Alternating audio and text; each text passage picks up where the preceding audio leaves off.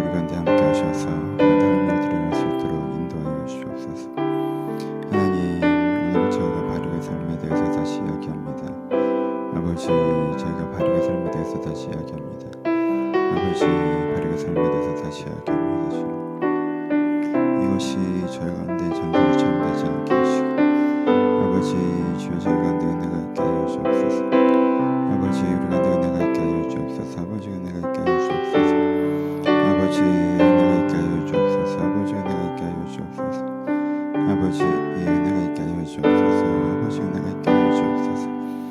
아버지, 은혜가 있게 하여 주옵소서. 아버지, 주여 은혜가 있게 하여 주옵소서. 아버지, 은혜가 있게 하여 주옵소서. 주님께서 말씀하셔서 은혜가 있게 하여 주옵소서. 아버지, 은혜가 있길 바랍니다. 주님, 은혜가 있길 바라오니 아버지, 우리 가운데 말씀하시고 말씀하여 주옵소서. 우리 가운데 말씀하시고 말씀하여 주옵소서. 아버지, 우리 가운데 말씀하시고 말씀하여 주옵소서. 하나님, 우리 가운데 은혜가 있길 바랍니다. 아버지, 은혜 가운데 저희가 선한 것이 무엇인지 분별하며 선하게 살아갈 것을 결단하길 바랍니다. 아버지, 저희가 주님 편에 서서 바르게 살아가고자 할 때 주님께 저희가 그렇게 살 수 있도록 돌보시고 또한 그 선한 삶의 결과를 만나게 하실 것을 신뢰합니다. 저희가 이 말씀으로 다시 한번 주님 앞에 서고자 하니 오늘도 주님께서 우리 가운데 찾아오셔서 하나님의 은혜가 우리 가운데 넘칠 수 있도록 주님께 축복하시고 축복하여 주옵소서. 주님께 일하시길 기대하오며 살아계신 예수님의 이름으로 기도합니다. 아멘. 함께 나눌 말씀은 잠언 10장 16절 말씀입니다. 잠언 10장 16절 말씀. 잠언 10장 16절 말씀입니다. 제가 봉독해 드립니다. 의인의 수고는 생명에 이르고 악인의 소득은 죄에 이르느니라. 아멘. 제가 다시 한번 읽어 드릴게요. 의인의 수고는 생명에 이르고 악인의 소득은 죄에 이르느니라. 아멘. 안녕하세요. 예, 부유함에 대한 우리의 자세 두 번째 시간입니다. 그래서 지난주 설교랑 연결된 설교고요. 사실 한 편의 설교라고 할 수 있는데 시간상 너무 말이 길어서 2주에 나눠서 이야기하도록 하겠습니다. 돈에 대한 하나님의 우리를 향한 목적은 간단하고 분명하다고 말씀을 드렸습니다. 뭐라고 그랬어요? 지난주에 말씀드렸죠. 잠언 10장 22절 이거 암송하세요. 여호와께서 주시는 복은 사람을 부하게 하고 근심을 검해 주지 아니하시는 것이라 라고 말씀을 드렸죠. 그렇죠? 하나님께서 우리를 향한 재정적인 계획은 기본적으로 뭐예요? 우리 가운데 근심 없는 부유함을 주시는 게 하나님께 우리를 향한 기본적인 계획이라고 말씀을 드렸어요. 이게 하나님의 방향이에요. 근데 그게 우리 가운데 왜 잘 이루어지지 못하는 것처럼 느껴질까라는 그림을 오늘 좀 먼저 그려봅시다. 왜 그게 우리 가운데 잘 이루어지지 못한다고 느껴질까? 왜 이루어지지 않을까에 대해서 좀 생각을 해보죠. 첫 번째, 정의가 달라서 그런 경우가 있어요. 그러니까 일반 사회에서 부유함의 기준은 뭐예요? 얼마가 부유한 거예요, 그렇죠? 부자가 얼마냐? 약간 이렇게 되는 거죠, 그렇죠? 20년 전, 30년 전에 제가 대학생 때만 해도요, 10억 만들기 이런 책이 유행이었어요. 10억이 부자였거든요. 그러니까 부자는 아니고 10억이 부유한 거고 100억이 부자였고 이렇게 됐단 말이에요, 그렇죠? 근데 지금 10억은 뭐 아파트 하나도 못 사는 돈이죠, 사실, 그렇죠? 그러니까 지금은 한 100억 정도 있어야 부유하고 한 1000억 정도 있어야 부자다. 와, 이런 내가 저런 사람 못 만나봤다 이렇게 기준이 바뀌었잖아요. 그러니까 사람들이 생각하기에 부유함은 뭐예요? 숫자에 대한 거란 말이에요. 근데 지난주에 말씀드렸죠. 하나님께서 말씀하시는 부유함, 하나님이 생각하는 부유함의 기준이 뭐라고 그랬어요? 내가 풍족하게 쓸 수 있는 정도, 그렇죠? 근데 그건 사람마다 기준이 달라진다고 그랬어요. 목사가 풍족하게 쓸 수 있는 것, 교사가 풍족하게 쓸 수 있는 것, 사업가가 풍족하게 쓸 수 있는 것, 여러분들의 부르심과 삶의 형태를 따라서 풍족하게 쓴다는 기준은 달라진다고 그랬어요, 그렇죠? 어찌됐건 내가 풍족하게 쓸 수 있는 것이 하나님께서 얘기하는 부유함의 기준이기 때문에 우리의 기준과 하나님의 기준이 달라서 하나님께 이미 부유하게 하셨는데 내가 세속적 기준을 갖고 있으니까 내가 사실 풍족한데 먹고 살만한데 내가 세속적 기준을 갖고 와서 난 그 정도는 없으니까 난 부유하지 않다라고 생각하는 경우들도 있어요. 여러분 중에 많지 않아요? 여러분들은 그렇게 부유하지 않잖아요. 풍족하지 않은 경우가 많이 있잖아요, 그렇죠? 이런 경우도 있어요. 근데 여러분들이 이것들 한번 생각해 보셔야 되는 건 있겠죠, 그렇죠? 이 기준이 달라져야 됩니다. 여러분, 압도적으로 많은 돈은요, 내가 풍족하게 쓰는 것 이외에는 청지기적 사명으로 주신 돈이에요. 내게 아니에요, 기독교 정신에서. 그러니까 사실 100억까지 줘봐야 여러분들이 그걸 다 쓰시면 안 돼요. 1000억, 뭐 조 이런 게 있어봐야 난 그런 부자가 되고 싶어. 어떻게 할 건데? 거기서 여러분들이 부유하게 쓰고 나머지 부분은 맡겨주신 돈이거든요. 되게 잘 쓰셔야 돼요. 그러니까 사실 있어도 골치만 아파요. 내가 생각하는 부유함이라고 하는 건 내가 하나님께서 말씀하신 부유함은 걱정 없는 풍요로움 정도거든요. 그러니까 그 기준을 일단 가셔야 돼요. 왜냐하면 여러분들이 머릿속에 그래도 100억 원 있어야 부유한 거지라는 선이 있는 한, 그렇죠? 선이 있는 한, 그게 없으면서도 그게 선일 때가 있잖아. 그게 선이 있는 한 이렇게 약간 되는 부분들이 있어요. 그래서 기준을 좀 바꾸셔야 된다는 거. 두 번째, 우선순위 이슈가 있을 때가 있어요. 그러니까 하나님이 우리 가운데 걱정 없는 풍요를 주시는 게 목적이신데 그 목적은 나를 향한 1번 목적이에요. 하나님께서는 김봉현을 바라보시면서 얘가 어떻게 하든지 걱정 없는 풍요에 이르게 해야겠다를 1번 목적으로 두세요? 아니죠. 하나님 나를 향한 1번 목적은 뭐예요? 사랑이죠. 그렇죠? 얘가 하나님을 사랑하고 세상을 사랑하는 사람이 됐으면 좋겠고 그 다음이 뭐예요? 선함이죠. 그렇죠? 그 다음이 생존이고 그 다음이 성취고 그 다음이 행복이고 그 다음이 풍요로움이잖아요. 그렇죠? 그러니까 우선순위라는 게 있단 말이에요. 그러니까 하나님이 바울을 향한 목적은 뭐예요? 바울이 자기 인생을 향한 우선순위가 뭐예요? 하나님 나라에 쓰임받는 거죠. 그러니까 바울은 풍요로운 삶을 포기하고 그것보다는 가난한 삶을 선택하기도 하죠. 근데 그 가난한 삶을 선택하는 거에 있어서 하나님께서 피할 것과 먹을 것들을 예비하시는 것들이 있죠. 그렇죠? 우선순위상 이렇게 되는 거죠. 옛날에 우리나라에는 아름다운 역사가 있죠. 일제시대에 정말 부유하셨던 분들이 그 자산을 어디에 쓰셨어요? 독립운동에 쓰셨죠. 우선순위가 이쪽이니까. 그렇죠? 그래서 조금 더 어려운 삶을 감내하기도 하셨죠. 여러분 요즘에 어떤 분들은 그건 전 되게 부모로서 존경하는 부분이기도 한데 자녀들에게 좀 더 좋은 기회를 제공하기 위해서 자기의 노후의 안정을 포기하시고 자녀들에게 제공하시는 경우도 있죠. 그것도 우선순위가 뭐여서 그래요? 사랑이어서 그렇죠. 내가 여기서 돈을 많이 벌 기회가 있는데 돈을 많이 벌 기회가 있어요. 근데 이건 좀 불이해. 그럼 난 그걸 포기해. 그것도 되게 우선순위 이슈가 있는 거죠. 그렇죠? 그러니까 돈을 기준으로 보면 이게 좀 밀리는 걸 수도 있지만 하나님께서 우선적으로 처리하시는 게 있기 때문에 이걸 안 한다는 게 아니라 사랑 먼저, 그리고 공의 먼저, 그 다음에 생존, 그 다음에 성취, 행복, 그 다음에 부유함 이렇게 순서대로 처리하기 때문에 우선순위가 좀 밀리는 경우가 있어요. 그렇죠? 이게 이제 두 번째고, 근데 이제 요즘 제가 얘기하고 있는 건 세 번째죠. 걱정 없는 풍요에 도달할 수 있도록 우리를 그렇게 하려고 하시는데 방해하는 것들이 있어요. 여러분 반복해서 말씀드려요. 우리는 운명론을 믿는 게 아니죠. 지금 여러분들의 인생이 하나님의 뜻대로 다 되고 있어요? 아니에요. 공중권세 잡은 사탄이라고 얘기하고요. 여러분들이라고 하는 나 자신의 죄성, 내 선택이 내 인생에 영향을 많이 미치죠. 내 인생에 하나님이 계획하신 대로 흘러가고 있지 않죠? 여러분들이 하나님을 선택해야만 그렇게 흘러가는 거란 말이에요. 그렇죠? 그러니까 하나님의 뜻이 여러분들에게 이루어지지 않게 방해하는 것들이 있잖아요. 여러분들이 더 구원받고 아름다운 사람이 되는 게 하나님의 뜻인데 그것을 방해하는 것들이 있잖아요. 여러분들이 하나님 앞에서 사명의 삶을 살아가는 게 하나님의 뜻인데 그것을 방해하는 것들이 있잖아요. 그런 것처럼 하나님은 걱정 없는 부유함을 주시기를 원하시는데 그것을 방해하는 것들이 있다고요. 그러니까 이 방해물들을 제거해 나가셔야 돼요. 첫 번째가 뭐예요? 지지난주에 설교했죠. 게으름이죠. 그렇죠? 우리가 좀 더 자자, 좀 더 졸자, 손을 모으고 좀 더 눕자라고 하면 하나님께서 우리에게 걱정 없는 풍요로움을 주시려고 하셔도 우리의 게으름이 그걸 방해하잖아요. 내가 전혀 움직이지 않고 가만히 있는데 그걸 얻을 수는 없잖아요. 하나님이 하나님 역할을 하시면 내가 내 역할을 해야 되잖아요. 그럼 게으름이 그것을 방해한다는 거예요. 두 번째는 지난주에 얘기한 거죠. 뭐예요? 과도함이죠. 과도함. 우선순위에서 생존은 3번이고 풍요는 6번인데 내가 과도하게 돈이 내 그레이드로 생각하는, 내가 돈을 많이 벌면 내 자존감이 회복되는, 내가 그걸로 내가 거들먹거리는, 돈이 없으면 내가 막 아무것도 아닌 것 같은, 돈이 내 자존감이 되고 돈이 내 등급이 되고 이렇게 내가 여기서 과도해져 있으면 얘한테 돈 주면 어떻게 돼요? 이러고 다닐 건데 어떻게 줘요? 그렇죠?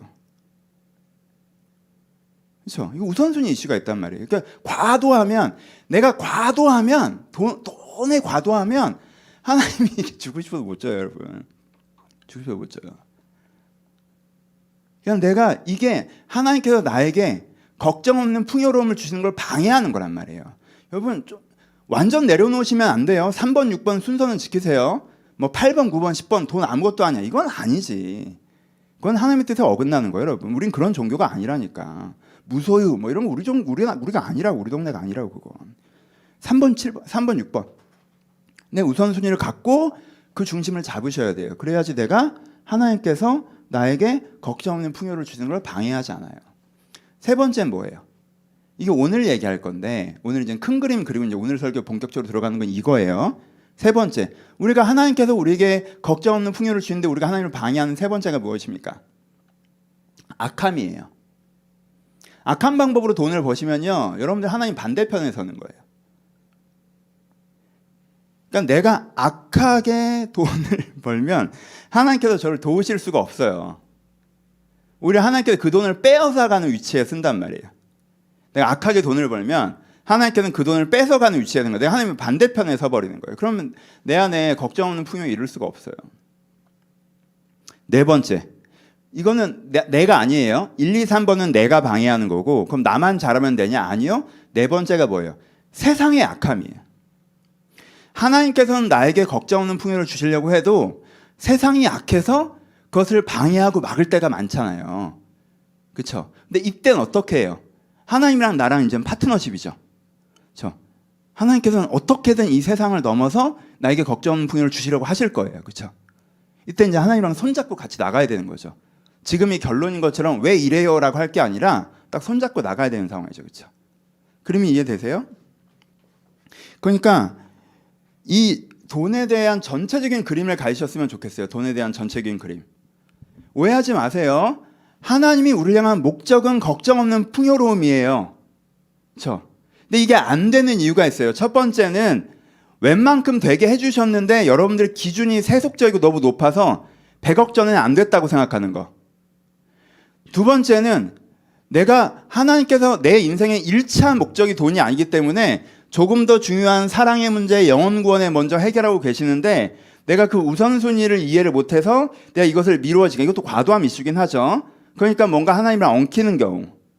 세 번째는 하나님께서 그렇게 해주려고 하시는데 내가 하나님을 방해하는 경우. 내가 게으르고 내가 악하고, 그렇죠? 내가 과도하게 이걸 붙잡고 있어서 하나님이 그걸 하시지 못하고 내가 방해하는 경우. 네 번째는 나는 똑바로 하고 있는데 세상이 방해하는 경우. 그렇죠? 여러분, 지금 이 설명이 돈에 대한 거의 완결의 설명이에요. 이 그림을 가지셔야 돼요. 제가 이 그림 속에서 각각의 설교를 하는 거예요. 제가 언제는 여러분 하나님 손 잡고 기도하세요. 하나님께 여러분들의 이런 경쟁 축복 안 주실 것 같습니까? 라고 기도할 때, 하라고 설교할 때 있어요. 그 설교는 뭘 전제하는 거예요?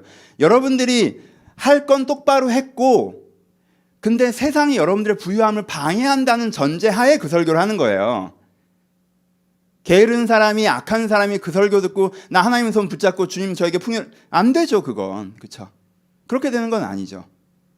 지난주에 과도함에 대한 설교를 했죠. 그 전주에 게으름에 대한 설교를 했죠. 그건 다 뭐에 해당되는 거예요? 이 큰 그림 속에서 얘기하는 거예요. 그러니까는 이 큰 그림 속을 이해하시면 여러분 여기 완벽한 사람은 없어요. 항상 그렇잖아요. 여러분들의 기도 위치를 잡으실 수가 있어요. 돈에 대한 기도 위치를 잡으실 수가 있어요. 여러분들이 다 잘하고 있잖아. 하나님, 저처럼 성실하게 사는 사람이 어디 있습니까? 하나님, 저 성실하게 삽니다. 제가 선합니다. 하나님, 제가 과도하지 않습니다. 근데 세상이 저를 방해해서 제가 지금 안 되는 거잖아요. 하나님 아시죠? 하나님 아시죠? 하나님 일하세요. 저 주님 손 붙잡고 갑니다. 이렇게 기도하셔요. 그때는 자신감 넘치겠다. 다윗이 시편에서 자신감 넘치게 기도할 때 있죠. 내 안에 흠이 있으면 하나님께 날 버리소서 막 이러면서 기도할 때는 이럴 때란 말이에요. 그렇죠? 자신감 있게 기도하세요. 근데 여러분들이 지금 안 되는 이유에 게으름이 포함되어 있다면 일단 그 문제 먼저 푸셔야죠. 하나님께 죄송합니다. 이거 어떻게 저에게 좀 게으름 설교했었죠. 그 이슈가 있고 주제가 있고 매듭이 있으니까 이거 풀어가자고. 악함이 있으면 회개하셔야죠. 과도함이 있으면 은혜를 구하셔야죠. 그렇죠? 우상 숭배인 거거든 그건. 돈에 내 자존감을 걸면 과도해지는 거. 그거는 내 안에 중심이 사라진 거예요. 그건 우상 숭배란 말이에요. 그럼 이제 그 과도함에서 벗어나게 되라고 기도하셔야겠죠. 그렇죠? 내가 웬만큼 진짜 사실은 객관적으로 웬만큼 풍요로운데 내 기준이 너무 높아서 내가 가난하다고 생각하고 있으면 여러분 이제 자족하는 걸 좀 배우셔야겠죠. 그렇죠? 자족하는 거. 한꺼번에 쌓아놓으려고 하지 말고 하나님께서 여러분들에게 먹을 것을 주시고 피할 것을 주시고 다 공급하고 계세요. 근데 죽을 때까지 쓸 걸 한 큐에 주시는 않으셨어. 왜? 하나님 계획에서는 연금처럼 나갈 생각이니까. 하나님 입장에서는 얘한테 풍요를 주고 계신 거거든요. 근데 본인은 난 그건 모르겠고 한 큐에 죽을 때까지 쓸 걸 쌓아놓고 싶어요 라고 하는 건 두려움이 주잖아요. 그렇죠? 그건 이제 세속적인 기준이라고. 그때는 뭘 배워야 돼요? 자족을 배워야 되죠. 이런 식으로. 내가 이 돈이라는 전체 주제 안에서 내 위치를 파악하시고 그 기도를 하시면 돼요. 거기서부터 풀어가 보세요. 그럼 매듭들이 하나하나 풀릴 때 여러분들 안에 뭘 경험하실 수 있는지 아세요? 여러분들이 하나님께서 걱정 없이 주시는 풍요를 경험할 수가 있어요. 정말 거기서 자유로워질 수 있어요. 진짜. 이 은혜를 여러분 꼭 받으셨으면 좋겠어요. 요즘 세상에 자꾸 여러분들에게 과도함을 요청하죠. 여러분들 등급 지으려고 하죠. 국가에서 뭐 재난지원금 주니까 그거 갖고 또 사람들이 농담이나 장난처럼 뭐 레벨을 나누고 뭐 그렇게 어쩌고 하고 그러던데 뭐 하는 짓이에요 도대체. 여러분들 돈이 여러분들의 등급입니까? 계급입니까? 레벨이에요? 아니잖아요. 그건 내 일부 중에 일부잖아요. 그렇죠? 그래서 세상은 여러분들에게 과도함을 계속 요청하고요. 세상은 여러분들에게 불의함을 계속 유혹하고요. 세상은 여러분들에게 게으름을 의롭다라고 얘기해요. 그래서 여러분들이 흔든다고. 게으르게 돈벼락 맞는 사람이 최고인 거라고 얘기하고 과도하게 이게 전부인 것처럼 얘기하고 그리고 또 어떻게 해요? 그래서 불의한 방법으로 돈 좀 벌어도 되는 것처럼 얘기한다고. 그래서 그렇게 여러분들을 유혹해서 하나님께서 주시는 걱정 없는 풍요함에 이르지 못하게 합니다. 오히려. 그래서 돈 하면 돈에서 멀어지는 거예요. 여러분. 정말 이 중심을 잡아보세요. 하나님께 여러분들 축복하시나 안 하시나. 정말 이 중심을 잡아보세요. 그러면 하나님 여러분들과 함께 하실 거예요. 함께 여러분들 하시고 그럼 된 거야. 남들이 뭐 얼마를 벌었고 뭔 상관이야. 그렇죠? 딱 그 중심을 잡으셔야 돼요. 이 은혜가 필요해요. 그 전체 그림을 그려가 주고 있는 거고 이게 선한 거예요, 여러분. 이게 선함. 자꾸 딴 얘기해서 미안한데 제 마음을 전달하는 건 딴 얘기가 아니라 그럼 기독교에서 선함이라고 하면 자꾸 너무 지엽적인 거, 지엽적인 거. 여러분 잠언 오늘부터 읽어 내려갈 텐데 여러분 제가 매번 한 본문으로 정하지 않고 많이 읽으시는 이유를 아시겠어요? 많은 성도들이 성경에서 선함 얘기할 때 이런 얘기 안 한다고 생각해요. 근데 지난주에 성경에서 돈에 과도하지 말라고 잠에서 얼마나 많이 얘기합니까? 게으르지 말라고 얼마나 많이 얘기해요. 성경에서 그런 얘기를 많이 하잖아요. 다른 사람한테 피해 주지 말라고 얼마나 많이 얘기해요. 그렇죠? 그게 성경에서 얘기하는 선함이에요. 성경에서 얘기하는 선함이라고 하는 건 뭐 긴 옷 입고 다니고 우리가 무슨 저쪽이야? 왜 이렇게 쓰고 다니면 선한 거예요? 짧은 옷 입고 다니면 악한 거고? 그런 게 아니잖아 우리가. 그게 뭐가 중요한데? 그렇잖아요. 그런 게 선하게 중요한 게 아니라고 지금. 근데 교회에서 선악 얘기만 나오고 그럼 자꾸 너무 그쪽으로 가잖아. 성적 보수성에 대한 거. 보수적이어야죠. 보수적인 거 좋은 거죠. 근데 돈이 더 많이 얘기해요, 여러분. 돈 얘기 더 많이 해요. 성경에서 선하게 살라고 얘기할 때 돈 얘기 훨씬 더 많이 해요. 여러분 여기에서 중심을 잡으셔야 돼요. 그렇죠? 그래서 오늘은 이 부분에 대해서 그 중에 악함에 대한 부분을 좀 나누려고 해요. 여러분 이걸 게으름에 대한 설교도 했고 과도함에 대한 설교도 했는데 왜 굳이 악함 설교를 할 때 전체 결론에 해당되는 얘기를 앞부분에 많이 하는지 이해되시죠? 왜지 이해되시죠? 악함이 여러분들이 적용할 게 제일 없어요. 그냥 시키는 대로 일하고 월급 받아 사는 사람이 돈 버는 거에서 막 악할 게 뭐야? 뭐 악하려고 해도 뭔가 이렇게 뭐 기회비용이 있어 악해질 수가 있지. 그래서 여러분들이 이게 해당이 많이 안 될 거예요. 근데 여러분 이제 나이를 드시면 그런 기회가 올 수가 있어요. 그러니까 여러분들 이걸 예방 주사 맞는다고 생각하시고 난 해당이 없네 그러지 마시고 들어두세요. 들어두셔서 나중에 여러분들이 이러지 않도록 해주셨으면 좋겠고 또 소소하게 여러분들한테 악한 게 있을 수 있어요. 그러니까 그걸 한번 확인해 보셔야 돼요. 내가 스스로 돈을 버는 방식에서 악한가 악하지 않은가에 스스로 묻지 않은 상태에서 난 당연히 안 악하지 이렇게 생각하시면 안 돼요. 그러지 않을 수 있어요. 건강검진 하듯이 물어보셔야 돼요. 내가 돈을 버는 거에서 악한가 악하지 않은가. 그래서 이제는 좀 많이 적용되는 부분은 없겠지만 그래서 한번 귀 기울여 들어주셨으면 좋겠습니다. 해봅시다. 하나님께서는 뭐라고 하세요? 악한 방법으로 돈을 벌면 안 된다라고 잠언에서 말씀하세요. 악한 방법으로 돈을 벌면 안 된다라고 하십니다. 본문 읽어드립니다. 제가 쭉 읽어드릴게요. 가난하여도 성실하게 행하는 자는 부유하여도 굳게 행하는 자보다 나으니라. 잠언 28장 6절이에요. 의인의 수고는 생명에 이르고 악인의 소득은 죄에 이르니라. 오늘 드린 말씀이죠. 잠언 10장 16절이에요. 적은 소득이 공의를 겸하면 많은 소득이 불의를 겸하는 것보다 나으니라. 잠언 6장 8절 말씀입니다. 여러분, 세상 사람들은 어떻게 얘기해요? 여러분들 가끔 어떻게 얘기해요? 목사님, 저는 성실하게 살았는데 이렇게 가난하고요. 쟤는 나쁘게 살았는데 저렇게 부유해요. 제가 나은 것 같은데요? 라고 얘기하죠. 자본주의 사회에서는. 제가 성실하게 살아온 게 헛되요. 왜? 제가 부자가 됐잖아요. 근데 본문에서 뭐라고 말씀하세요? 가난하여도 성실하게 행하는 자가 부유하여도 굽게 행하는 자보다 더 낫다고 얘기해요. 내가 가난한 다음, 내가 성실했는데 가난해. 쟤는 불의했는데, 악했는데 부유해라고 하면, 쟤보단 내가 낫네. 기독교는 이렇게 생각한다고 그래요. 왜? 오늘 본문이죠. 의인의 수고는 생명에 이르고 악인의 소득은 죄에 이르니까. 내가 수고해서 번 돈은 나한테 생명이지만 내가 잘못해서 번 수고가 아니라 내가 악해서 번 소득은 날 어떻게 해요? 날 죄인으로 만들잖아. 여러분, 무엇이 비싸 영혼을 폐위해야 됩니까? 내가 내 인격을 훼손해서 얻는 돈이 도대체 얼마여야 되는 거예요? 내가 내 영혼과 인격을 훼손하는 악을 감수하면서까지 벌어야 되는 돈은 없잖아요. 여러분들 영혼값이 얼만데, 그렇잖아. 그렇지 않아요? 그런 건 없는 거잖아. 그러니까 뭔가 저 사람이 자기 영혼을 팔아서 소득을 얻으면 저건 아니지 않나? 이렇게 되는 거예요. 그렇죠? 그러니까는 우리가 악하는 방법으로 돈을 버는 건 그 자체가 되게 어리석은 짓이다라는 상식을 가지셔야 돼요. 왜? 그럼 결국 나한테 해로운 일이고 얼마를 벌었던 너무 비싸. 왜? 난 영혼을 폐위했으니까.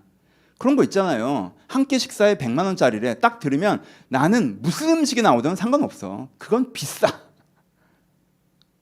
그건 비싸다고. 여기에 금으로 만든. 난 상관없어. 내가 먹을 수 있는 총량이라는 게 정해져 있고 내가 그때 어떤 감각을 느끼건 난 그 정도 돈을 페이할 생각은 없단 말이야. 그게 제 기준이에요. 그런 것처럼 얼마를 주건 내 영혼을 페이해야 된다면 그건 비싸. 그건 너무 비싸지. 그건 안 해. 난 100만 원 주고는 밥 안 먹어. 난 영혼을 페이하고는 수익을 얻지 않아. 이게 이제 기본이라고 성경에서 말씀하세요. 그렇죠? 두 번째, 이 자체가 내 영혼을 훼손하니까 악한 방법으로 소득을 얻어서는 안 된다라고 얘기하시고요. 두 번째는 결과도 안 좋을 거라고 얘기하세요.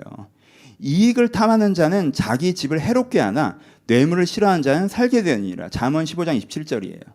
이익을 탐하는 자는 자기 집을 해롭게 하는 거라고 그래요. 속이는 말로 재를 모으는 것은 죽음을 구하는 것이라 곧 불려다니는 안개니라. 잠언 21장 6절이에요. 남들 속에서 돈 버는 거 죽음을 구하는 거라고 얘기하세요. 그거 안개 같은 거라고 얘기하세요. 지금은 가득해 보이지만 어느 순간 다 사라질 거라고 얘기하신단 말이에요. 그 다음에 뭐라고 얘기해요? 망령되이 얻은 재물은 줄어가고 손으로 모은 것은 늘어가느니라. 잠언 13장 11절이에요. 그렇죠? 악인은 불이익을 탐내나 불의의 이익을 탐내나 의인은 그 뿌리로 말미암아 결실하느니라. 잠언 12장 12절이에요. 악인은 불의한 이익을 탐내요. 불이건 아니건 상관없어. 이익이면 되는 거야. 근데 의인은 그렇지 않다라고 얘기하죠. 그렇죠? 무슨 뜻이에요? 지금 전체로 하시는 말씀이 그냥 간단하죠. 결과가 안 좋을 거라는 거예요. 지금은 안개처럼 가득해 보여도 햇살이 비치면 안개가 다 사라질 거라고요. 그리고 그것이 네 영혼에만 해로울 것이 아니라 너에게 소중한 사람들에게도 해로울 거라고 얘기해요. 가족들에게 해로울 거라고 얘기하고요. 네가 가족처럼 여기는 너의 공동체에도 해로울 것이라고 얘기해요. 그렇죠? 결국 그것은 줄어갈 것이라고 얘기하세요. 하나님께서는 그렇게 얘기하세요. 세 번째, 내세를 믿는다면 결과가 정말 안 좋을 거라는 걸 여러분들이 아셔야 된다고 얘기해요. 이 생에서 결과가 안 좋은 게 중요한 게 아니라 지금 잠언에서는요, 이 생에서 결과 안 좋은 게 액센트가 핵심이 아니에요. 내세에서 결과가 안 좋다는 거예요. 여러분 내세를 안 믿으시면 이게 큰 의미가 없겠지만 내세를 믿으세요? 그럼 하나님 보시기에는 이게 기가 막힌 짓이에요. 기가 막힌 짓. 왜요? 악인의 싹은 허무하되 공의를 뿌린 자는 상을 얻으리라. 잠언 11장 18절이에요. 공의롭게 산 사람은 거기서 상을 얻을 거예요. 근데 악인의 싹은 허무하되 악하게 돈을 번 사람은 거기서 하나님 보시고 넌 도대체 뭐 하다 왔냐? 돈만 모으다 왔냐? 내가 그리 살라 하디. 재물은 진노한 날에 무익하나 공의는 죽음에서 건지느니라. 재물은 진노한 날에 무익하나 내가 심판대 앞에 설 때 하나님 저 얼마가 있냐 하면요. 그럴 거예요? 원화가 안 써요. 거기 어떻게 할 거야? 불의의 재물은 무익하여도 공의는 죽음에서 건지느니라. 무익하다. 도움이 안 될 거야. 언제? 심판날에. 도움이 안 될 거야. 너 거기서 분명 후회하게 될 거야. 여러분 내세를 믿으세요? 다시 묻습니다. 여러분 내세를 믿으세요? 여러분 상상해 보세요. 지금 중년에 돈 좀 버시는데 노후에 전혀 대비 안 하시는 분들 보면 여러분들이 야 그럼 너 나중에 큰일 나. 너 늙어서 어떡하려고 그래. 노후 대비를 해야지 이런 얘기 하시죠. 여러분 내세는요 노후보다 몇 년 뒤에요. 그냥 노후보다 몇 년 뒤가 내세예요. 그러면 지금 내가 이거 쓰는 거 좋다고 노후 대비 안 하면 얘 나중에 어쩌려고 저러나? 그렇게 생각을 하시면서 왜 내세 대비 안 하는 거를 이렇게 당연하게 생각하세요? 몇 년 뒤인데 노후 몇 년 뒤가 내세라니까? 안 믿으시면 뭐 상관없겠지만 아직 안 믿기시면 2번까지만 적용하세요.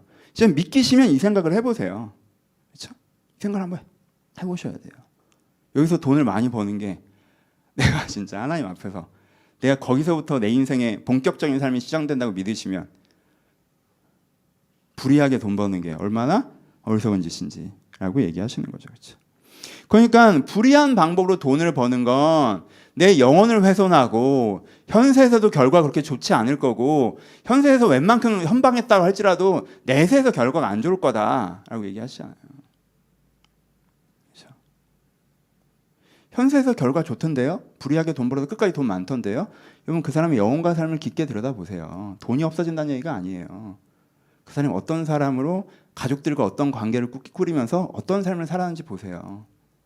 돈 많으신 불이한 방법으로 돈 버신 분들 중에 정말 그렇게 현세에서 좋으셨는지. 그렇죠? 내가 열심히 노력해서 자산을 축적하고 그것을 운용해서 내가 내 스스로에게 부끄럽지 않고 자랑스럽고 도덕적으로 당당하고 이렇게 돈을 번 사람이 느끼는 삶의 만족도와 액수가 같다고 해도 그게 삶의 질이 같지 않다니까 여러분 정말 들여다보세요. 표면적으로 보지 마시고. 액수가 같다고 같은 게 아니에요. 삶은 총체잖아요. 그렇죠? 그 다음에 그러면 무엇이 악한 방법인가? 무엇이 악한 방법인가? 어렵지 않죠. 첫 번째, 공정하지 않은 게 악하다라고 얘기합니다. 공정하지 않은 거. 성경 읽어보죠.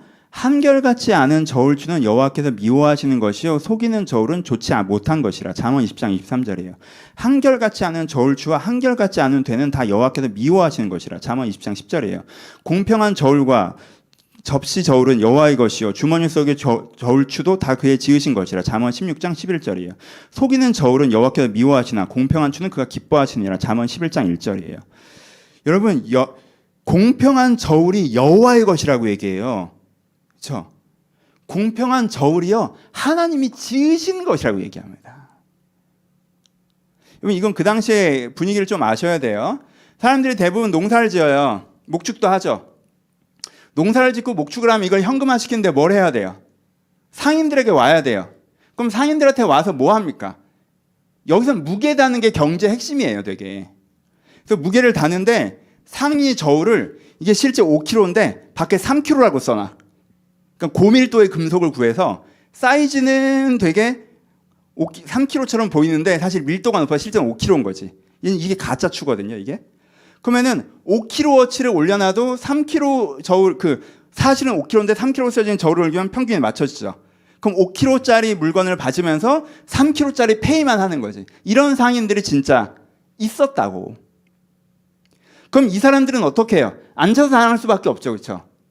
왜? 이 사람들은 저울이라고 하는 게 옛날에 금속이라고 하는 게 이렇게 흔한 게 아니었기 때문에 자기 그걸 갖고 있지 않다고. 내가 들어보기엔 이게 감이 있잖아. 이게 분명히 3kg가 아닌데 얘는 3kg래. 저울이 3kg래. 근데 억울하고 막 이런 일들이 벌어진단 말이에요. 그렇죠? 그러니까 어떤 사람이 그러겠어. 딱 봤을 때 이 사람한테 괜히 장난질 쳤다면 큰일 나겠다 싶으면 진짜 저울 꺼내고. 그렇죠? 이 사람한테는 장난질 좀 쳐도 되겠다라고 하면 가짜 거울 꺼내서 이렇게 이제 해먹는 거죠. 그렇죠? 하나님 이걸 진짜 싫어하신다고 얘기하는 거죠. 그렇죠? 이게 공정하지 않은 거잖아요. 공정하지 않은 거. 이걸 하나님께서 싫어하신다고 얘기해요. 이게 이제는 악한 거예요. 사장이 속인을 저울추를 사용해요. 이 직원이 하는 일은 10kg짜리야. 근데 5kg짜리 저울을 이렇게 써놨어. 그래서 10kg짜리 일을 시키고 5kg짜리 돈을 줘. 그럼 사장이 공정하지 않은 저울을 사용하는 거죠. 직원이 공정하지 않은 저울을 사용해요. 자기는 3kg만큼 일했어. 근데 자기는 5kg만큼 일했대. 그래서 5kg만큼 받아가. 직원이 공정하지 않은 저울을 사용하는 거죠. 내 자산 가치는 100kg야. 근데 200kg라고 이제 해. 그래서 사회적으로 200kg를 받아가. 그럼 공정하지 않은 저울을 찾아가는 거죠. 내가 받아야 되는 혜택은 5kg야. 근데 내가 받아야 하는 혜택을 10kg라고 얘기해. 그래서 10kg만큼 받아가. 이것도 공정하지 않은 저울추를 차용하는 거죠. 여러분, 공정하지 않은 저울추가 자산가와 고용주만 사용한다고 생각하지 마세요. 가난한 사람들과 고용인들도 사용합니다. 그러니까 공정하지 않은 저울추를 사용하는 거예요. 기준이 뭐니까? 공정이야? 아니죠. 최대한 더 받아가는 거죠. 최대한 덜 주는 거죠. 이게 기준이면 공정하지 않은 저울추를 사용할 수밖에 없죠. 그때는 기준이 뭐가 된다는 거예요? 내가 얘를 헤쳐먹을 수 있는 애면 가짜 저울을 얘는 헤쳐먹었다면 큰일 날 것 같다면 진짜 거울. 이게 뭐예요? 최대한이잖아. 그렇죠? 이 하나님이 싫어하시는 거예요. 여러분, 이게 악한 거예요. 이렇게 하시면 하나님이 여러분들에게 걱정 없는 풍요를 주시는 걸 방해하는 거예요. 하나님께서 뭐라고 말씀하세요? 하나님께서요, 내 주머니 속의 저울추도 다 그의 지으시는 것이다 라고 얘기하세요. 하나님 이렇게 공정을 중요하게 생각하십니다. 공정은 내가 지은 거야 라고 얘기하세요. 그러니까 어떻게 하셔야 돼요? 공정하셔야 돼요. 두 번째 악한 건 뭐라는 거예요? 피해를 주는 거예요. 피해를 주는 거. 누군가에게 피해를 줘서 소득을 얻는 것을 악한 것이라고 합니다. 이익을 얻으려고 가난한 자를 학대하는 자는 가난하여질 뿐이라. 잠언 22장 16절이에요. 이익을 얻으려고 가난한 자를 학대하는 자라고 표현해요. 잠언 1장 10절부터 5절까지는 좀 길게 나와요. 내 아들아, 악한 자가 너를 꿰일지라도 쫓지 말라. 그들이 내게 말하기를 우리가 함께 가자. 우리가 가만히 엎드렸다가 사람의 피를 흘리자. 죄 없는 자를 까닭없이 숨어 기다리다가 음부같이 그들을 산채로 삼겨 무덤에 내려가는 자같이 통째로 삼키자. 우리가 온갖 보화를 얻으며 빼앗은 것으로 우리 집을 채우리니. 이건 강도의 이미지를 그리고 있죠. 여기서 두 가지 그림을 그려주세요. 하나의 그림은 어떤 그림이에요? 권력자의 그림이죠. 권력자여서 가난한 자를 압제하는 그림. 또 하나의 그림은 어떤 그림이에요? 강도의 그림이죠. 숨어 있다가 다른 사람들 걸 빼앗는 그림. 그렇죠? 이거 두 개가 다 악한 거라고 말씀하시죠. 그래서 다른 사람한테 피해를 주는 게 악한 거예요, 여러분. 다시 오늘 설교는 간단하죠? 악한 방법으로 돈을 벌지 마세요. 악한 방법은 여러분들의 영혼에 해롭고 이 생에서 결과가 좋지 않을 거고 내세에서 욕먹을 칠 거예요. 그러니까 악한 방법으로 돈을 벌지 마세요. 악한 방법의 성경의 기준은 간단해요. 첫 번째는 공정하셔야 되고요. 두 번째는 피해자가 발생하면 안 돼요. 아시겠죠? 복잡하게 생각하지 마시고. 이것을 내 삶의 기준으로 적용하려고 해야 합니다. 그래야 하나님께서 나에게 근심 없는 부유함을 주시는데 돕는 거예요. 이것으로 내가 하나님이 나를 축복하시게 도울 수가 있습니다. 그런데 이제는 좀 한 가지 보완해서 설명합니다. 실제 적용을 해야죠. 적용을 하셔야 되는데 적용은 이 세 가지 규칙을 기억하세요. 경직되지 않게, 유연하게, 엄격하게. 이게 적용의 세 가지 기준이에요. 경직되지 않게, 유연하게, 엄격하게. 경직되지 않아야 된다는 건 뭐예요? 여러분, 하나님의 공의는요, 대한민국 현행법이 아니에요. 그거랑 이거랑 차이가 있어요, 여러분. 그거랑 이런 차이가 있다고. 그러니까는 현행법엔 문제가 없는데 하나님의 법에 문제일 때도 있고요. 현행법엔 문제가 있는데 하나님의 법에서 문제가 없을 때도 있어요. 그러니까 이 대한민국 현행법과 하나님의 법을 동일시하지 마세요. 이게 우리나라 법을 무시하면 살으라는 얘기는 아니에요. 우리가 이제 대한민국 시민으로서 법을 지키고 살아가야 되겠죠. 그건 이제는 시민의 의무 그런 차원이고 교회에서 하는 얘기는 아니고 여러분들이 사회적 일원으로서 하셔야 되는 건데 이거랑 그거랑은 차이가 있다고. 우리의 기준은 심플해요. 공정해야 되고 다른 사람한테 피해 주면 안 돼요. 그러니까 현행법에서는 괜찮아도 법적으로 문제가 없어요. 법적으로 왜 법을 얘기해? 다른 사람한테 분명히 피해가 되잖아. 이게 공정해? 하면 우리 기준에서 이게 문제인 거라고. 이건 법적으로 문제예요. 아니, 피해자도 없고 공정한데 뭐가 문제예요? 우리가 괜찮은 거예요. 물론 공정에 대한 고민들은 필요하겠지만, 그렇죠? 이 기준을 여러분들이 주도적으로 가지셔야지 수동적으로 내가 뭐 법을 어긴 것도 아니잖아? 이렇게 하시면 안 돼요. 그러니까 유연하셔야 돼요, 되게. 유연하셔야 돼요. 두 번째, 경직되지 않으셔야 돼요. 두 번째, 유연하셔야 돼요. 경직되지 않은 것과 유연한 것의 차이를 얘기합시다. 유연한 건 뭐냐면 하나님의 모든 율법은 어디에 따라 적용됩니까? 여러분들의 수준에 따라 적용되죠. 5살짜리는 5살짜리의 법, 10살짜리는 10살짜리의 법, 그렇죠? 50대, 60대면 50대, 60대의 법이 적용되잖아요. 성인이면. 그러니까 이 법도 마찬가지예요.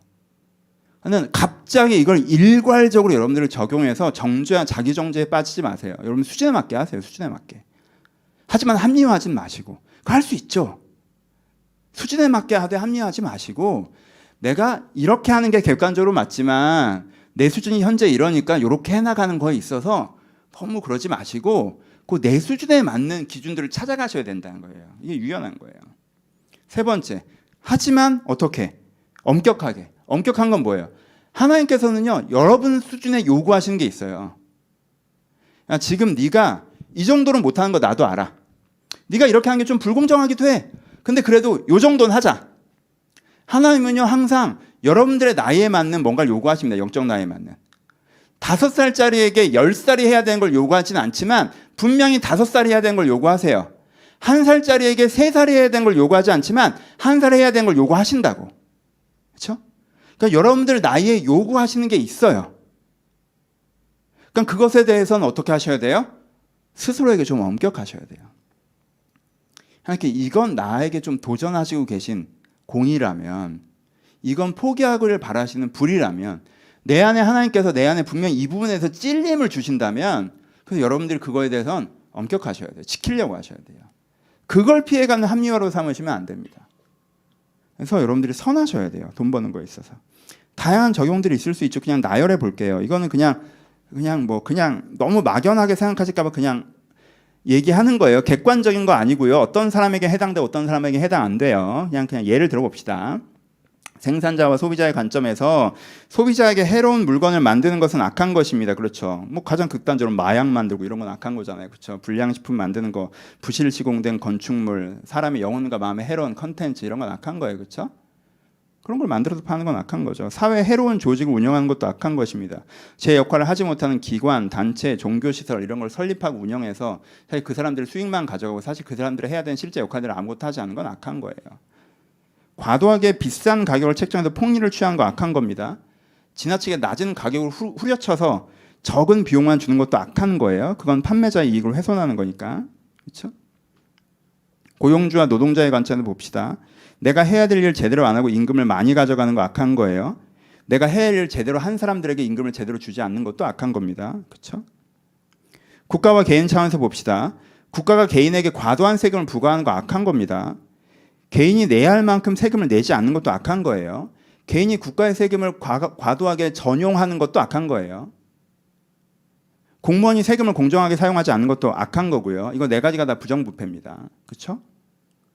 권력자가 과도하게 돈을 걷어서 자기 멋대로 쓰려고 하는 거, 부자가 과도하게 내지 않으려고 하는 거, 가난한 자가 과도하게 더 받아내려고 하는 거, 이거 다 부정부패예요. 모두가 악한 겁니다. 세 주체가 다 사회를 멸망시킵니다. 그렇죠? 어떤 때는 그런 권력자들이 사회를 힘들게 했고요. 어떤 사회는 그런 가진 자들이 사회를 무너뜨렸고요. 어떤 사회는 그런 가난한 자들이 사회를 무너뜨렸습니다. 그렇죠?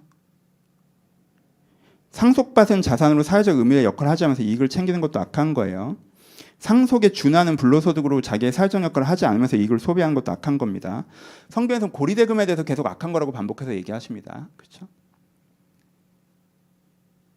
그러니까는 되게 많아요. 해보면 구체적으로 그건 공정하는 것에 대해서 다른 사람이 피해 주는 것에 대해서 구체적인 사례들이 여러 가지가 있단 말이에요. 그러니까 그런 것에 대해서 여러분의 수준에 맞게 여러분 상황에 맞게 가끔 하나님 앞에서 물어보셔야 돼요. 하나님 제가 혹시 악하지 않습니까? 저도 물어봐요. 그럼 제가 뭐 악하게 뭐 돈을 벌겠어. 나 그냥 월급 받고 사는데. 근데 내가 만약에 이번 일주일을 돌아볼 때 내가 여러분들이 보건 보지 않건 하나님 앞에서 내가 해야 될 사명을 내가 하고 있냐? 하면 내가 선한 것이고, 내가 하나님 앞에서 내가 해야 되는 사명을 제대로 안 하고 있냐? 그럼 악한 거지. 그렇지? 그렇잖아요. 그럼 나도 내 스스로에게 물어봐야 되나? 특별히 난 프리랜서이기 때문에 내가 자유롭게 일을 해나가잖아. 업무에선 프리랜서잖아, 내가. 그러니까 내 스스로에게 내가 받은 사례비에 부끄럽지 않게 일하고 있나? 내 스스로에게 묻는다고요. 결과가 좋건 좋지 않건. 그래서 난 부끄러움 없이 하려고 한다고. 근데 가끔 부끄러울 때가 있죠. 이러다 보면 어떻게 하겠어? 하나님께서 분명히 나에게 나를 좋게 봐주시고 내가 잘한 부분이 있어서 어떤 면에선 걱정 없는 부여함을 주신 부분이 있는데 내가 그렇게 계속 악하게 한다면 하나님께서 나를 도울 수가 없겠죠. 결국은 난 문제가 생길 거예요. 그러니까 긴장하고 성실하게 내 맡겨진 역할을 감당해야 되겠죠. 그렇죠? 그런 것들이 있다고요. 그러니까 나도 이걸 내한테 물어봐야 되고요. 여러분들 각자도 어디에 직장인이건 어디서 사업체를 운영하고 계시건 내가 누구에게 결제를 해주는 입장이건 결제를 받는 입장이건 내가 누군가를 고용하고 있는 건 피고용이건 내가 국가와의 이렇게 관계에서 내가 세금을 많이 내는 입장이건 적게 내는 입장, 여러분들 나름대로 고민을 하셔야 돼요. 나름대로. 현행법 갖고 하지 마시고 여러분들 중심을 잡고 여러분들 수준에 맞게, 여러분들의 수준에 맞게. 그렇죠? 다시 얘기할게요. 이렇게 하면 또 괜히 그러실 수 있는데 과도하게 하지 마세요. 절대. 여러분들의 수준에 맞게 해야 돼요. 하나님께 여러분들에게 뭔가 도전하시는 게 있으실 수 있어요. 그거에 성실하시면 돼요. 아시겠죠? 말씀 마칩시다.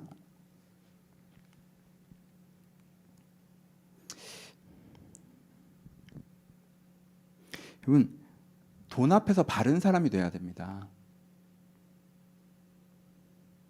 돈 앞에서. 여러분, 잔욕심을 부리시면 안 돼요. 나중에 큰 걸 잃어버리는 거예요. 하나님께 여러분들에게 걱정 없는 부양을 주시려고 하신다니까?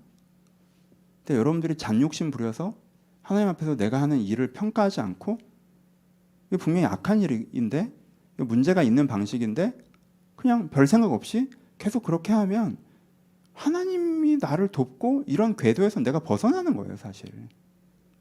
그렇죠? 여러분들 그냥 입장을 바꿔서 생각해 보시면 돼요. 입장을 바꿔서. 여러분들 그리스도인인데 나쁜 방법으로 돈을 벌었어요. 근데 교회에서 하나님이 축복하셨다고 자꾸 간증하고 다녀요. 여러분들 기분이 어떨 것 같아요?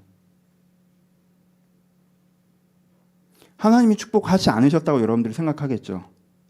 저 사람이 저렇게 말하는 게 오히려 하나님의 영광을 가리운다고 생각할 거예요. 그렇죠? 같은 기준을 적용하세요. 여러분들이 악하고 게으르고 과도한데 하나님 여러분들을 재정적으로 축복하기는 어려워요. 그렇죠?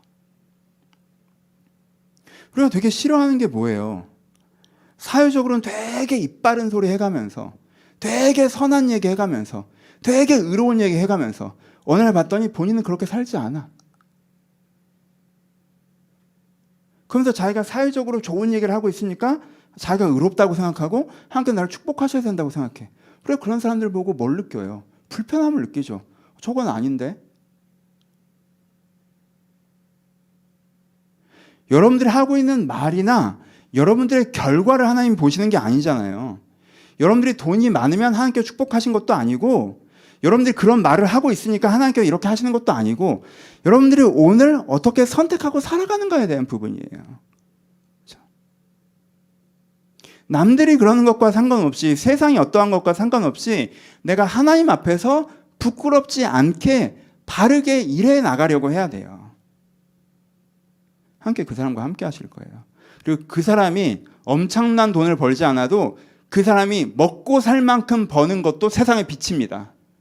그럼 다른 사람이 그 사람을 보고 그래 나 악하게 살아서 저렇게 큰 돈 버는 것보다 저분들처럼 내가 성실히 벌어서 내가 그렇게 살아가면 난 저 삶이 더 빛나는 것 같아. 그럼 그렇게 살아가는 게 세상의 빛이에요. 여러분 제가 이 선하 바르게 살자 시리즈에 대해서 계속 강조하고 있는 거 아시죠? 여러분 하나님 그리스도인으로서 큰 돈 번 사람이 없어서 하나님의 영광이 가리워졌습니까? 하나님 빛나지 않습니까? 여러분, 역대 대통령 중에 장로님이 몇 분이세요? 성공한 정치인이 없어서 하나님의 영광이 드러나지 않았습니까? 성공한 스포츠 스타가 없어서 내가 금메달을 따면 내가 하나님께 영광을 돌립니다 이렇게 말하는 사람이 없어서, 연예인 중에 그리스도인이 없어서, 여러분 성공한 사람을 보잖아요? 그럼 우리나라 기독교인 비율 굉장히 높은 거 아시죠? 근데 그걸로 하나님의 영광이 빛납니까? 그 사람이 바르지 않게 그렇다고 하면 오히려 하나님의 영광이 가리워지지 않던가요? 여러분, 성공은 하나님의 영광을 빛나게 하는 수단이 아니에요. 선함이 하나님의 영광을 빛나게 하는 수단입니다. 마틴 루터 킹이 성공했습니까? 그 정도면 성공했네. 여러분, 이 사람이 정말 이름도 없이 빛도 없이 이렇게 살다 갔다. 그게 하나님을 빛나게 해요. 전 양화진에 가서 제일 인생 똑바로 살아야지 라고 생각하는 묘지가 어딘지 아십니까? 제 편견일 수 있겠지만 저는 제일 유명한 선교사님은 제일 가운데 계시잖아요. 양화진에서도 이렇게. 그분 존경해요. 정말 존경합니다. 비교하는 거 아니에요. 그냥 개인 취향이에요. 근데 구석에 영아들의 무덤이 있어요. 애들의 무덤. 그 당시 20대의 젊은 유럽에 살던 미국에 살던 사람들이 하나님 나라 복음 전해보겠다고 한국 땅에 와가지고 애기 낳는데 풍토병 있고 의료시설 부족하고 애들이 발붙였어요. 나보다 훨씬 어린 나이의 목사가 아마 여기서 장례를 치렀을 거예요. 내가 그 자리에 서는 거잖아요. 그 중에 유명하지 않은 선교사님이 훨씬 더 많아요, 여러분. 대단한 사역 안 하는 사람 훨씬 더 많아요. 자료책 뒤집어야 이름 몇 자 나온 사람이 훨씬 더 많아요. 여러분, 그 사람들이 하나님을 영광스럽게 하는 사람들이에요. 하나님을 영광스럽게 하는 사람들이에요. 그러니까 일단은 어떻게 하셔야 돼요? 일단은 선하게 살면서 여러분들이 하나님께 주시는 걱정 없는 풍요를 경험하시잖아요. 그럼 다른 사람보다 그렇게 큰 돈이 아닐지라도 그게 여러분들의 세상의 빛이 됩니다. 맞아, 저렇게 사는 거지. 여러분들 꼭 그러셨으면 좋겠어요. 이 구절 읽어드리고 마무리할게요. 부자는 자기를 지혜롭게 여기나 가난해도 명철한 자는 자기를 살펴 아느니라. 잠언 28장 11절이에요. 부자는 자기를 지혜롭게 여기나 가난해도 명철한 자는 자기를 살펴 아느니라. 자본주의 사회에서는요, 돈이 결론이에요. 그래서 부자는, 그러니까 내가 이렇게 부유해졌잖아. 그러니까 내 모든 과정이 맞는 거야. 결과가 좋으니까 라고 얘기해요. 근데 성경에서는 되게 웃기는 얘기로 적어놓고 있어요. 야, 부자들은 자기가 지혜로운 줄 알아. 근데 가난해도 명철한 사람은 자기를 살펴 알아. 하나님께서 나를 걱정 없는 풍요함으로 인도하시는데 내가 어디쯤 서 있는지, 뭘 더 해야 하는지, 뭘 기대할 수 있는지 알아. 명철하니까. 이 명철을 구하십시오. 이 전체 그림을 이해하지 못한 상태에서 하나님, 전 나름대로 열심히 사는데 왜 제가 돈이 더 많아요? 뭐 이러지 마시고, 열심히 안 살고 지금도 내가 하나님을 방해하고 게으르고 불의하고 과도하면서 하나님 왜 나한테는 돈을 많이 안 주세요? 이러지 마시고 명철하셔서, 이 가난해도 명철하셔서 이 그림을 이해하시고 차근차근 풀어나가시면 돼요. 차근차근 풀어나가시면 돼요. 그럼 여러분들이 푸는 매듭 만큼 하나님의 일이 이루어질 거예요. 우리 가운데 하시는 여호와께서 주시는 복은 사람을 부하게 하고 근심을 겸하여 주지 아니하시는 것이니라. 이 하나님의 근본 방향을 신뢰하십시오. 부자는 자기를 지혜롭게 여겨도 가난한 자는 명철하여서 자기를 살피느니라. 여러분, 명철하게 여러분 자신을 살피셔서 하나님께 주시는 그 걱정 없는 부유함까지 나아가시기를 그리스도의 이름으로 축복합니다. 같이 기도하시겠습니다. 여러분, 그냥 하다 보니까 이 얘기를 더 하나님께서 저는 주시는 말씀이라고 생각해요. 저는 저는 약간 은혜로운 설교 더 좋아해서. 근데 정말 이 시기에 주시는 말씀이라는 생각도 있습니다. 설교 준비를 하면서. 근데 혹시 세상이 주는 돈 얘기에 여러분들 마음을 많이 흔들리고 계시다면 이 말씀으로 여러분들이 영혼을 지키셨으면 좋겠습니다. 이 말씀 여러분들 지키세요. 제가 정말 강조합니다. 돈 좀 벌었다고 어깨에 힘주고 다니는 거 진짜 우스운 거예요. 하나님 앞에서. 절대 그러지 마세요. 좀 수준 있는 사람이 보면 부끄러워해요. 절대 그러지 마세요. 똑같이 돈 좀 없다고 어깨 꾸기고 다니는 것도 그런 거 아니에요. 똑같은 거예요. 돈 있다고 어깨 딱 피고 다니는 거랑 똑같은 거예요. 그거. 돈 없다고 어깨 쭈그리고 다니지 마세요. 정말 여러분들 평가하는 기준은 내가 사랑 안에 있는지, 내가 선한지, 내가 생존 앞에 성실한지, 성취해야 될 걸 성취하고 있는지, 내가 행복한지, 그 다음이 내가 부유한지예요. 아시겠죠? 하나님, 세상의 생각이 내 안에 쏟아져 들어와 있습니다. 내가 가진 돈으로 나를 보고, 남이 가진 돈으로 그 사람을 보고, 이렇게 1번이 되어버렸습니다. 주님, 세상이 1번이라고 해서 내가 이 더러워진 생각을 은혜로 씻어내게 하여 주시옵소서.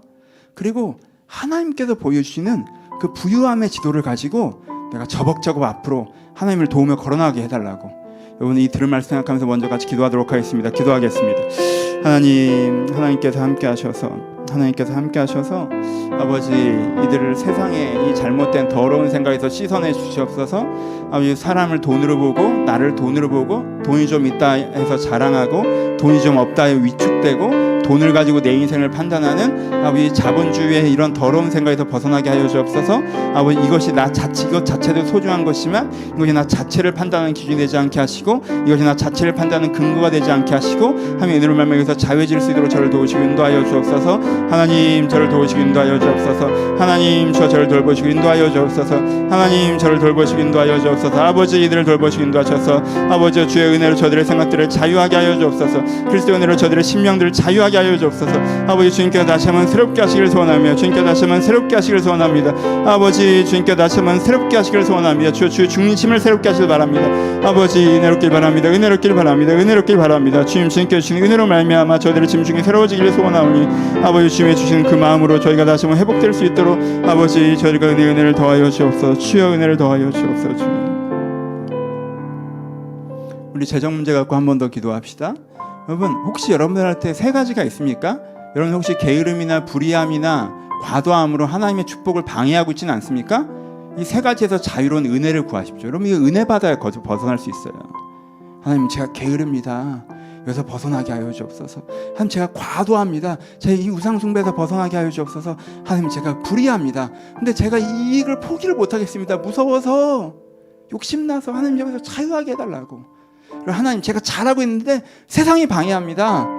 제가 이 모든 언덕을 넘어서서 주님의 주는 풍요함에 이르길 바랍니다. 라고 기도하셨으면 좋겠고, 하나 더 기도하시기는, 여러분 지금 그렇게 하지 못하고 있다고 할지라도, 그렇죠? 자식이 다 잘한 다음에 부모가 그거 해주지 않고요, 아버지 잘해볼게요, 이거 좀 도와주세요 하면 부모 도와줍니다. 그러니 지금 다 잘하지 못하고 계셔도 하나님, 제가 잘해볼게요, 근데 지금 당장은 이런 제 경제적인 숙제가 있어요, 하나님 이거 좀 도와주세요. 여러분들 필요한 재정적인 부분들이 있으시면 그것도 구하시면서 정직하게 우리 다시 한번 이 주제를 가지고 하나님께 기도하기를 소원합니다. 기도하겠습니다. 하나님 아버지, 재정적인 숙제를 가지고 주님 앞에 기도한 자들이 있습니다. 주님 아버지, 이 문제 가운데 찾아오셔서 주님께서 함께하여 도와주시옵소서. 아버지, 특별히 저희가 하나님께 주신 축복을 방해하고 있는 부분들이 있다면 이 지점들을 저희가 자유해지기를 바랍니다. 아버지, 저희가 게으름에서 벗어나기를 바랍니다. 아버지, 저희가 욕심에서, 저희가 불의함에서 벗어나기를 바랍니다. 아버지, 저희 과도함에서 벗어나기를 바랍니다. 아버지, 저희 돈을 우상 숭배하는 저희 어리석음에서 벗어나길 바랍니다. 주 여기서부터 저를 건져 주시옵소서. 아버지, 제가 주저앉아서 하나님만 바라는 어리석음에서 벗어나길 바랍니다. 제 게으름에서 나를 건져 주시옵소서. 주시옵소서. 아버지 나의 게으름에서 나를 건져 주시옵소서. 아버지 내가 세상은 다 그러하니까 나도 그러하다고 불의한 방법들을 선택하는 게 도움을 구합니다. 저희 어리석음을 건져 주시옵소서. 이 어리석음을 건져 주시옵소서. 주님 내가 바르게 돈을 벌게 하시고 아버지 내가 성실하게 일하게 하시며 아버지 내가 하나님의 것들을 기대하며 더 소중한 것들을 소중히 여기며 설 수 있도록 아버지 저를 돌보시고 인도하여 주옵소서. 아버지 돈에 대한 바른 마음이 대한 온전히 세워지길 바라오니 아버지 기독교적인 정신의 것들을 바라보길 바라오니 주여 저의 중심을 새롭게 하여 주옵소서. 아버지 그러면서 주님께 간구합니다. 하나님 도와주시옵소서. 주님 경제인 분들 가운데 어려운 사람들 가운데 주님께 찾아오셔서 아버지 도와주시옵소서. 주님 도와주시옵소서. 주님 도와주시옵소서. 경제인 분들 가지고 주 앞에 기도하여 기도하게 하시며 주님께 길을 여신 것들을 경험해 나갈 수 있도록 주님께 축복하시고 축복하여 주옵소서. 주님 내려 주시옵소서.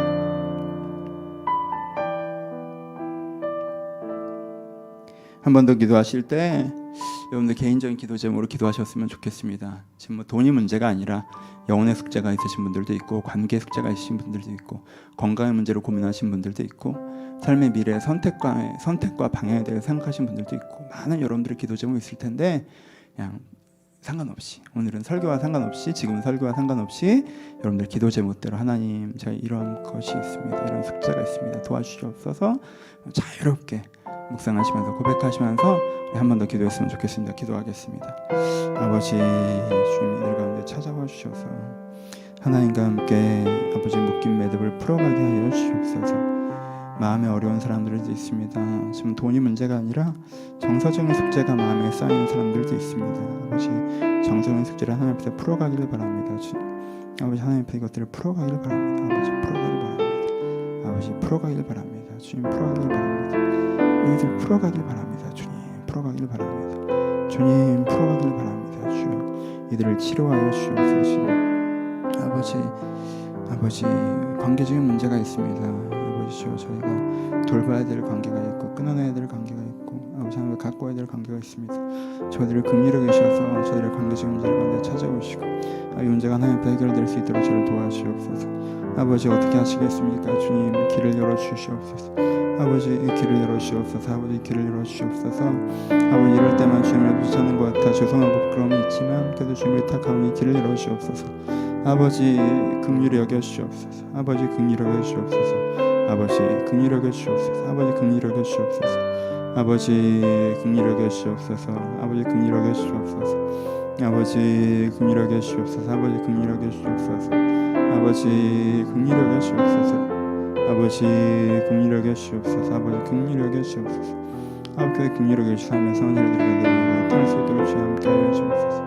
하나님 저들을 돌보시고 인도하셔서 아버지 좀 저를 돌보시고 인도하셔서 하나님의 선량하신 일들이 가운데 이루어질 수 있도록 축복하여 주옵소서. 아버지 하나님의 선량하신 일들이 저 가운데 이루어질 수 있도록 저들을 축복하시고 축복하여 주옵소서.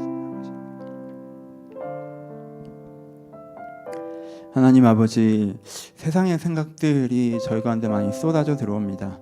세상에서 바라보는 돈에 대한 기준들이 있기 때문에 저희가 그것들을 문들 때가 많이 있습니다. 아버지 저희가 은혜를 주셔서 이 죄를 우리 안에 뜯어내게 하여 주옵소서.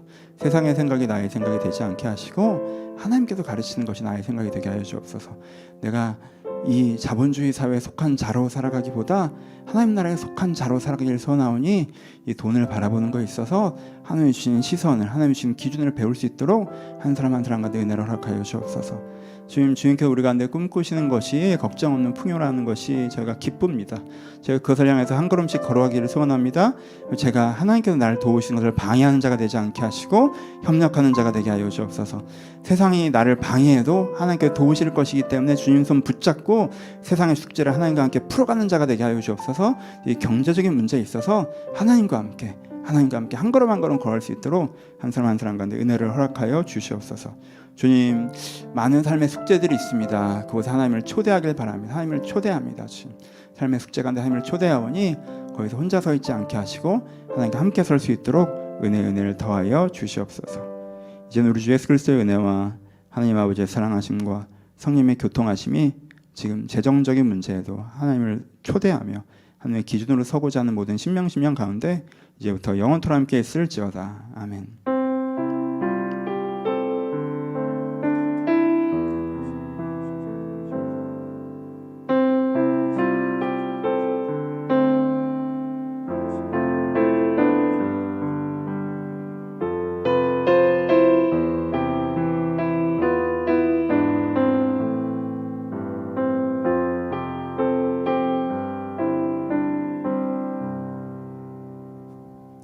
서로 주님께 감사의 박수 하겠습니다. 감사합니다. 감사합니다.